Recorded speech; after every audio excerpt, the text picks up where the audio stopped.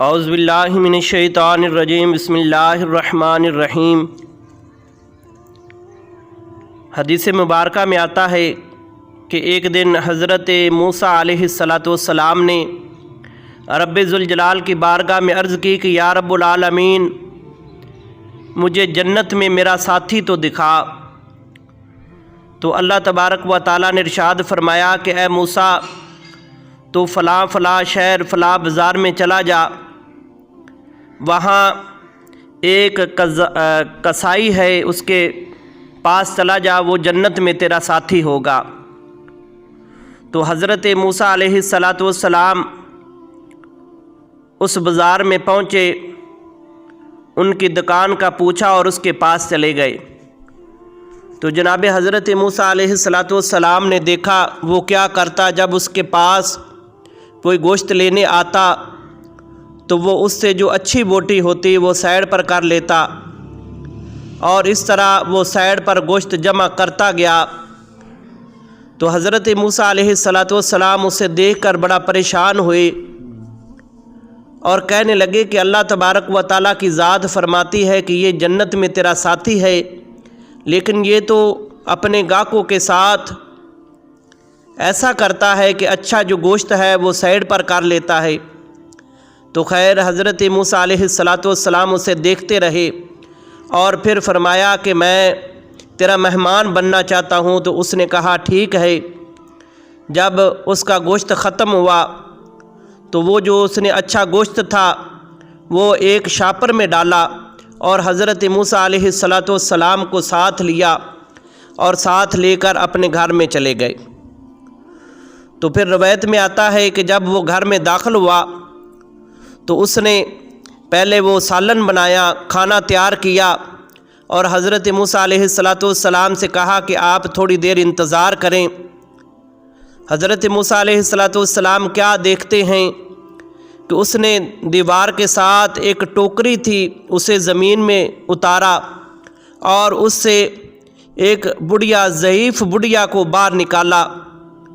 پہلے اس کے کپڑے صاف کیے، اس کے کپڑے تبدیل کیے، پھر اس کا منہ صاف کیا پانی کے ساتھ، اس کے ہاتھ پاؤں دھلائے۔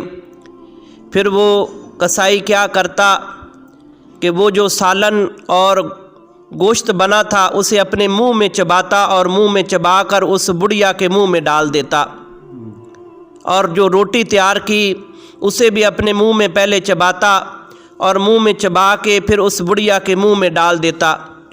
تو جناب حضرت موسیٰ علیہ السلام یہ سارا منظر دیکھتے رکھے۔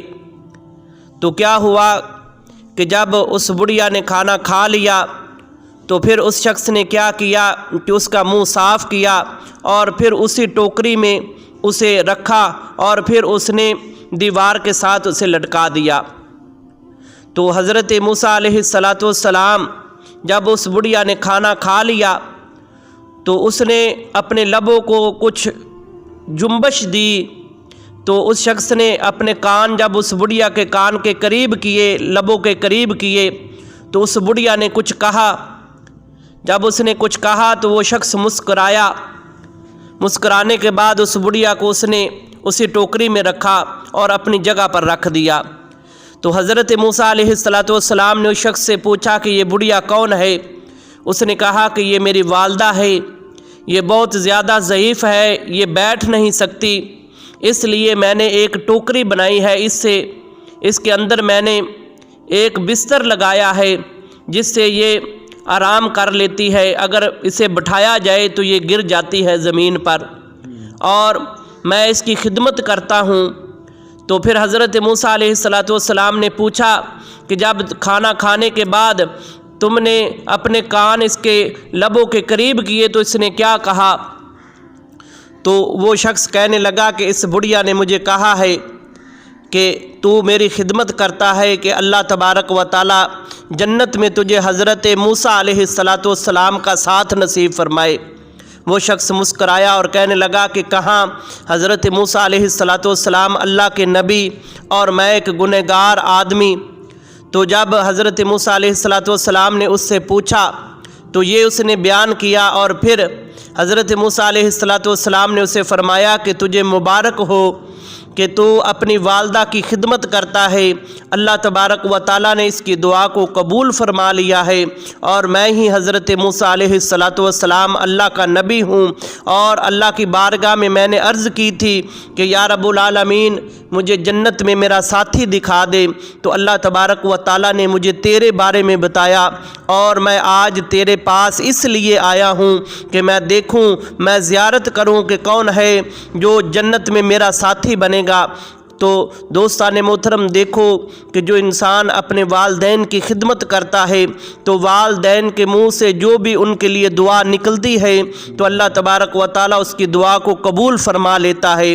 تو دیکھو کہ وہ شخص اپنی والدہ کی خدمت کرتا تو اللہ تبارک و تعالیٰ نے اسے ایک نبی کا ساتھی جنت میں بنا دیا۔